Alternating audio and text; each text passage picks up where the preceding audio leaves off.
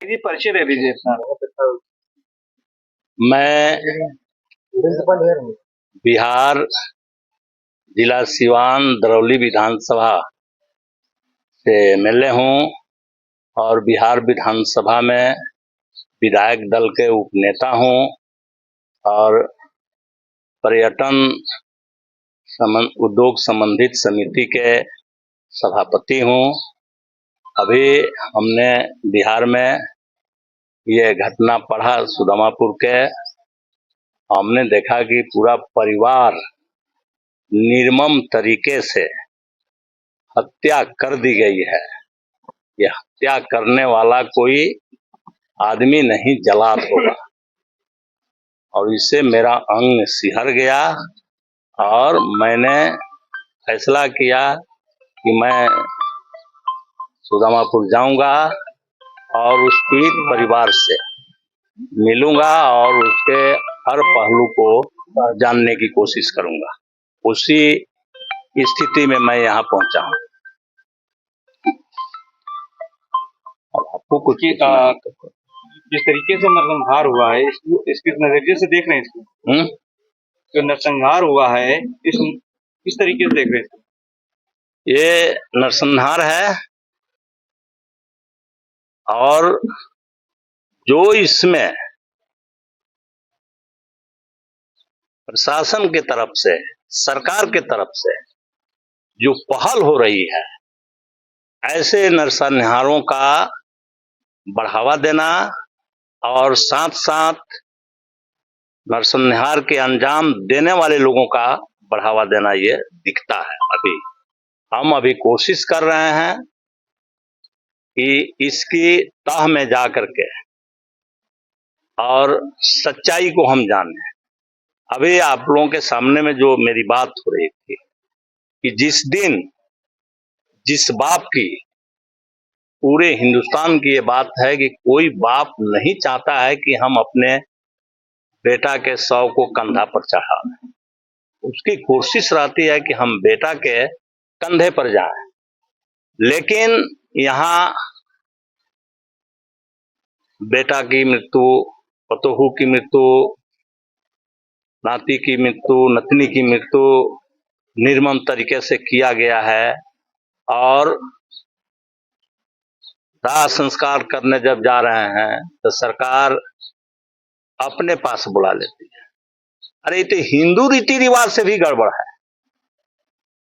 हिंदू रीति रिवाज में ये होता है, लेकिन उस हिंदू रीति रिवाज को भी पालन नहीं करने दिया गया, उसको दाह संस्कार नहीं करने दिया गया। यह बात कोई दूसरी कहानी कहती है। और कुछ हमारे लोग यहाँ कह रहे हैं कि 5 बीघा जो जमीन दी गई है, तो आप लोग भी बहुत दिनों से रिपोर्टिंग कर रहे हैं उत्तर प्रदेश में, आप बता दीजिए इसके अलावे कहीं और दिया गया है 5 बीघा किसी घटना में? कहीं दिया गया हो तो आप हमको बता दीजिए, हमको पूरी जानकारी नहीं है तो। लेकिन यह देने के पीछे भी क्या कारण है? 5 बीघा जमीन की जो बात लोग कह रहे हैं, ये देने के पीछे क्या कारण है? कारण इतना ही है कि इस मामले को रफा दफा करना और चंदन वर्मा जैसे क्रूर अपराधियों को बढ़ावा देना है और दलितों को दबाने का काम किया गया है। इससे आगे मैं और नहीं समझता। सरकार ने नौकरी का भी वादा किया है, मकान देने की बात कही और तमाम चीजें हैं। मैंने तो मांग की, वो उस पर वो सरकार ने माना भी है। मैंने तो कहा कि इस तरह से जनसंहार हो रहा है और आप दोषी पर पूरे उसके यही कह रहे हैं कि अकेले तो नहीं मारा होगा और उसके जो लोग हैं उसको खोजने की जरूरत है। लेकिन यहाँ तक उत्तर प्रदेश में हम ये देख रहे हैं कि दाह संस्कार करने को भी परिवार के लोगों को मुयस्सर नहीं हो रहा है। नहीं तो कायदे से वहां से डेड बॉडी उठा के आना चाहिए था सुदामापुर गांव में, और उनके जो घर के लोग हैं, पड़ोस के लोग हैं, बिरादर के लोग हैं, गांव के जो लोग हैं, उनको पहले ये अवसर देना चाहिए था, लेकिन आपने तो सारी विधि करके दिए कि अब आप एक कदम आगे नहीं बढ़ेंगे। तो इससे चिंता होती है, वो आधा यूपी लिख दें, उससे हमारी बहस नहीं है। बहस इससे है कि उन्होंने थानों में एफआईआर किया था, सूचना दिया था कि हम पर खतरा है, इस पर कार्रवाई होनी चाहिए।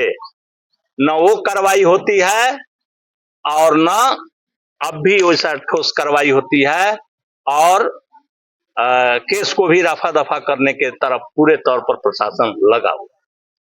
क्या परिवार के लोगों को अंतिम संस्कार नहीं करने दिया गया? यही तो हम बोल रहे हैं। सबसे पहले तो एफआईआर भी पढ़ी, क्या उसमें क्या लग रहा था? अब एफआईआर हमने पढ़ी, हमने देखा कि जो आवेदन होता है, जो प्रार्थी होता है आवेदन देता है, तो उसके नीचे उसका सिग्नेचर रहता है, ताकि इस बात का पता चले कि प्रार्थी ने ये आवेदन दिया है।